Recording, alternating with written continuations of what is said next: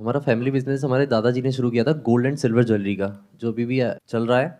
और उसको मैं, मेरे फादर और मेरे बिग ब्रदर ऑपरेट करते हैं अभी इस टाइम। दादाजी एक्सपायर हो गए। तो सर पहले मैन्युफैक्चरिंग करते थे, डिज़ाइन खुद ही करते थे, बट सर हम ऑपरेट करते हैं रूरल एरिया में। तो वहाँ सर ज्वेलरी की कैटेगरी, ज्वेलरी का सिलेक्शन, ज्वेलरी की मतलब किस तरीके से वहाँ सेलिंग है वो भी बहुत डिफरेंट तरीके से। वहाँ फेस फेस वैल्यू सर ज़्यादा चलती है। उसको ऑटोमेट कैसे करें सर, ये समझ में नहीं आ रहा। एक्सपेंड कैसे करें, ये समझ नहीं आ रहा। थोड़ा सा और बताइए मेरे को इस बिजनेस के बारे में। आपकी क्या शॉप है वहाँ पे? यस सर, स्टोर एक शॉप है और बहुत सारी शॉप्स हैं उस एरिया में। और सारे ही मतलब रूरल एरिया के कस्टमर सबसे ज़्यादा है, 90% से ज़्यादा रूरल एरिया से आते हैं। कहाँ पर है आपकी ये शॉप? सर अलीगढ़ के पास एक टाउन है छोटा सा। और कितनी बड़ी शॉप होगी आपकी? सर अप्रॉक्स उसका सर हमारा ईयरली टर्नओवर 50-60 लैक्स के आसपास है। 50-60 लाख रुपए का टर्नओवर है साल का। ईयरली इसमें मार्जिन कितना हो जाता है? Sir approx 10 to 12 lakhs, 15 lakhs. तो अभी आपका मेन मोटिव क्या है कि ये जो 50-60 लाख रुपए आ रहा है साल का, इसको कैसे बढ़ाया यस जाए? Sir, yes sir, yes sir. Competition को बीट कैसे करें, मार्केट में बहुत सारे हैं, तो हम कैसे कुछ अलग करें जिससे हमें लगे कि कस्टमर्स हमारे ही पास आए, वो टिका रहे। कई कई बार तो जो कस्टमर्स हमारे ऑलरेडी पहले के थे वो किसी और पे भी जा चुके हैं अब तक। अब आपका ये जो सवाल है ना, उसका जवाब भी आप ही दोगे। ये बताओ कि उस मार्केट में जहाँ पे आपकी दुकान है वहां पर और भी बहुत सारी दुकानें हैं ज्वेलरी यस की। सर, कितनी दुकानें होंगी नियर अबाउट? ऑलमोस्ट 150। उसमें से वो दुकान जहाँ पर सबसे ज्यादा बिजनेस होता है, वो Yes. कितने का बिजनेस करते होंगे साल का? वो सर ऑलमोस्ट 2 करोड़ 3 करोड़। तो वो जो 2 करोड़ का कर रहे हैं उसके पीछे क्या रीजन है? सर ज्वेलरी सेम है, सब कुछ सेम है, सिर्फ एक ट्रस्ट फैक्टर जो है, जो उनकी फेस वैल्यू का ट्रस्ट है। या फिर सर कई कई बार तो गांव की मेंटेलिटी इस तरीके की होती है, एक गांव में कुछ बंदे अगर एक पर्टिकुलर शॉप पे जाते हैं तो वो भी यही सोच लेते हैं कि हम भी उसी शॉप पर चलेंगे। क्या प्रोडक्ट में आपके में और उनके में कुछ मेजर डिफरेंस है? There is no difference sir. Price में कोई डिफरेंस है? No sir. क्या उनकी शॉप आपकी शॉप से बड़ी है? No sir. शॉप का साइज भी सेम है? Same, exactly same. क्या उनकी जो प्रमोशन टैक्टिक्स है, जो मार्केटिंग है, उसमें कुछ अलग है आपसे? सर उसमें हमारे जो दादाजी रहे हैं या उनके जो एल्डर्स रहे हैं, मतलब जो पहले यहाँ शॉप पे बैठा करते थे, वो लोग सर गांव गांव जाया करते थे, तो वो ट्रस्ट फैक्टर एक बन गया।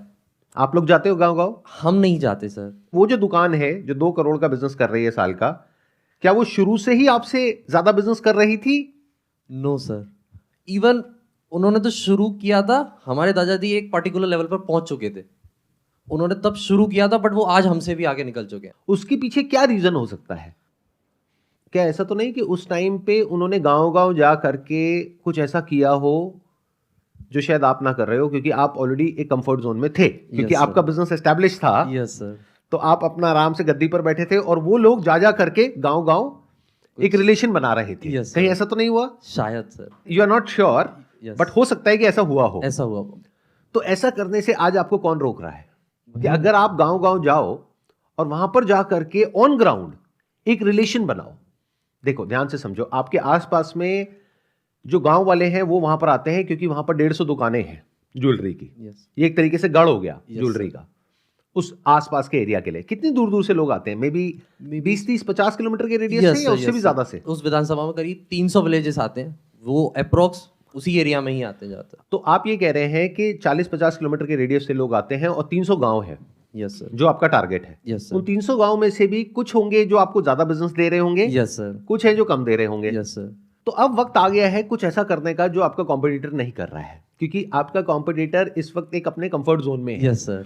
उसको ये लग रहा है कि यार आ तो रहा है साल का 2 करोड़ रुपए, Yes, क्या sir. फर्क पड़ता है। वही हो रहा है सर। तो अब टाइम आ गया है कि आप कुछ ऐसा करो जिससे कि ये जो 300 गांव हैं उसमें से पहले तो आइडेंटिफाई करो।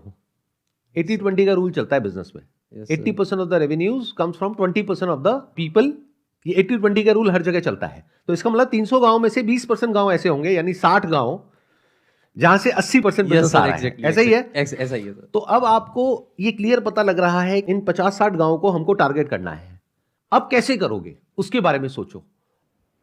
और एक ट्रस्ट बनाना है। ट्रस्ट कैसे बनता है? अगर सीधा जाकर के बोलोगे कि हमारा ये बिजनेस है, आओ हमसे खरीदो, ये वो, कोई नहीं आएगा। तो पहले ये सोचो कि आप उनको क्या दे सकते हो, उससे ट्रस्ट बनता है। आप अपने ऊपर रख करके देखो, जो फ्रेंड आपसे आ करके 24 घंटे पैसे मांगता रहता है उसको आप ज्यादा ट्रस्ट करते हो, या कोई ऐसा फ्रेंड जब आपको जरूरत थी और उससे आपने एक बार बोला और उसने ला करके आपको पैसे दे दिए? Yes sir. किसको ज्यादा ट्रस्ट करते हो? दूसरे वाले को। दूसरे वाले को ना।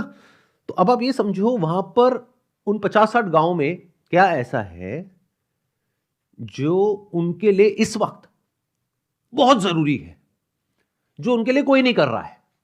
ना गवर्नमेंट कर रही है, ना वो खुद कर सकते हैं क्योंकि उनके पास में इतना पैसा नहीं है, लेकिन वो नीड ऑफ द आवर है और हो सकता है उसमें ज्यादा खर्चा भी ना हो। मान लो कोई ऐसा गांव हो जहां पर पानी भरने के लिए उनको कहीं दूर जाना पड़ रहा है, तो आप वहां पर प्याऊ लगवा सकते हो। Yes sir. क्या इन गांवों में कोई ऐसा कंपटीशन होता है, जैसे कोई स्पोर्ट्स का या कोई किसी तरह का कंपटीशन जहां पर कोई विनर होता है, वो जीतता है यस या सर। जीतती है? Yes sir. गांव में लोकल कहीं ना कहीं कुछ ना कुछ होता होगा ना, बिल्कुल सर। यस। चाहे रेसलिंग का हो, चाहे कबड्डी का हो, क्रिकेट का हो।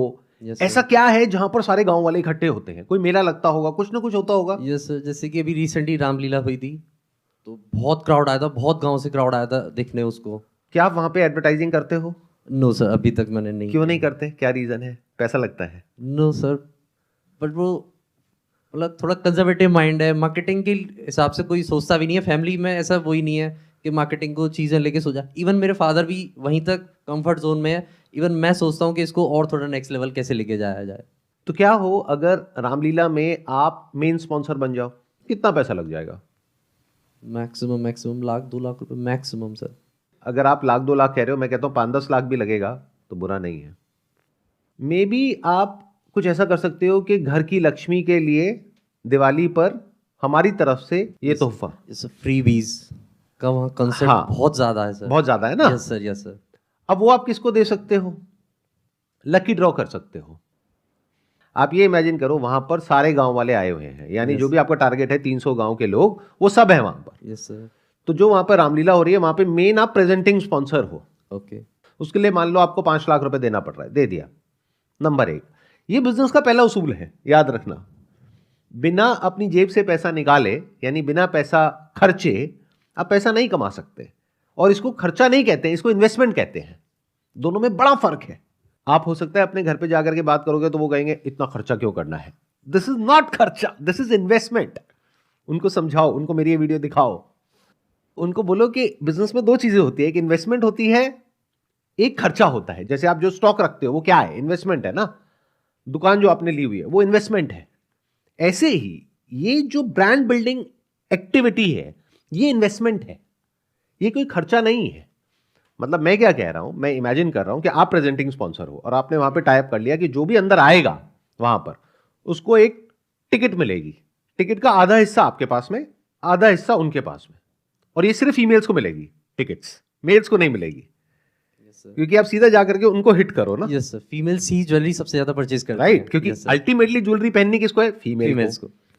हो सकता है अगर वो फीमेल वहां पर जाए ज्वेलरी खरीदने के लिए और वो बोलते मेरे को इस दुकान की पसंद नहीं आ रही, तो खेल पलट गया। Yes sir. अब बेचारा आदमी क्या करेगा? वो कहेगा यार एक तो पैसा भी खर्च रहा हूं, ऊपर से पसंद भी नहीं आ रही, तो फायदा क्या है? तुम बताओ तुमको कहां की पसंद है। Yes. तो अगर आप उनकी जो माइंड स्पेस है उसको ऑक्यूपाई कर सको, यानी जो फीमेल्स हैं, और अगर उन फीमेल्स को कुछ मिलता है तो फीमेल जा करके 1000 जगह बताती भी है। यस, ऐसा ही होता है। मतलब कोई भी फीमेल अगर कोई ज्वेलरी जीतती है, और वो छोटे से छोटा कुछ हो सकता है, मतलब जिसकी कॉस्ट आपको बहुत ज्यादा नहीं आएगी, ऐसे अगर आपने पहले ही सोच लिया कि हर गांव के अलग अलग आपने बॉक्सेस बना लिए कि आप कौन से गांव से हो या कौन से जिले से हो, तो मान लो 50 बॉक्सेस बना लिए, हर एक में से एक एक निकलेगा।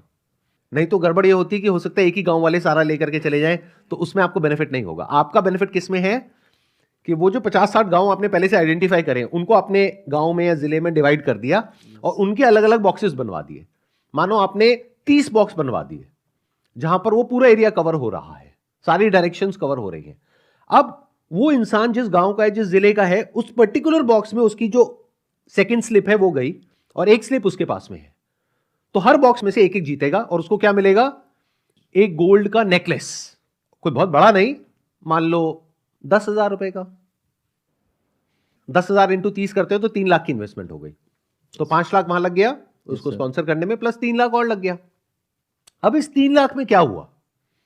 जिनको ये मिलेगा कि फ्री में जिस लेडी को वो 10,000 रुपए का नेकलेस मिल गया, वो क्या करेगी? उसको लेकर के घर में छुपा करके बैठ जाएगी, ये चारों तरफ जाकर के ढिंडोरा पीटेगी कि देखो मैं जीत गई। ये एक छोटी सी एक्टिविटी है जिसको अगर आप करते हो और आई एम 100% श्योर इसका रिजल्ट आएगा पहले साल में, और हर साल कंटिन्यू करते हो, यस तो धीरे धीरे over a period of time people will start looking up to it कि अच्छा रामलीला में फिर से वो कुछ ऐसा करने वाले हैं, इस बार तो हमको जीतना है। As per my calculation this will increase your sale by at least 3 to 4 times। मतलब मैंने क्या कहा कि ये इन्वेस्टमेंट है, खर्चा नहीं है। तो आप ये वीडियो ले जा करके अपने घर वालों को दिखाओ कि भैया अगर ये 5-10 लाख रुपए आप लगाओगे तो आपकी सेल 50 लाख से बढ़ करके 1.5 से 2 करोड़ हो जाएगी, और उस पर अगर आप प्रॉफिट लगाओगे तो पहले साल में आप रिकवर कर जाओगे जितना भी लगाओगे। और जब पहले साल इस तरीके से करते हो और रिजल्ट अच्छा आता है तो अगले साल जो गिफ्ट है उसको और बेटर कर दो। आपकी बार अगर आप 10,000 रुपए का नेकलेस दे रहे हो, अगली बार 20,000 का दो, क्योंकि जितना शेयर करोगे यस उतना आपके पास लौट करके वापस आएगा। अब शेयर करने में समझदारी होनी चाहिए कि किस तरीके से उसको अपने बिजनेस इंटरेस्ट से कनेक्ट करना है। अगर ऐसे ले जा करके आपने बांट दिया तो गड़बड़ हो जाएगी, बट समझदारी से अगर किया, सेंसिबल तरीके से, तो this is a viral campaign.